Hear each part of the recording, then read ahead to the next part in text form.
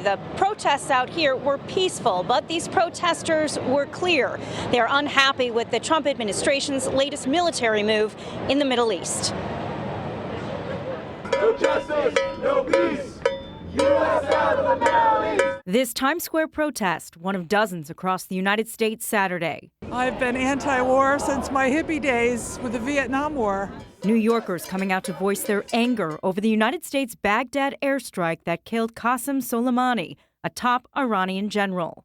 I get that Soleimani is a bad guy, and this is not the way to do this. I think that we cannot afford to have this kind of crisis and calamity facing us. 85-year-old Wilhelmina Perry concerned this military action will lead to war. The U.S. is now expected to send 3,000 more soldiers to the Middle East. I don't want to see young people have to go to war. President Donald Trump in Miami Friday. He was plotting attacks against Americans, but now we've ensured that his atrocities have been stopped for good. And while the White House says this stopped an imminent attack, New York City, a top terror target, is now on alert. Officials concerned about retaliation. Trump has out now. People are not standing lockstep behind President Trump, the administration, and the supporters of these events in Congress. And the only way to do that is to come out and to be visible, especially here in a place like Times Square. No war!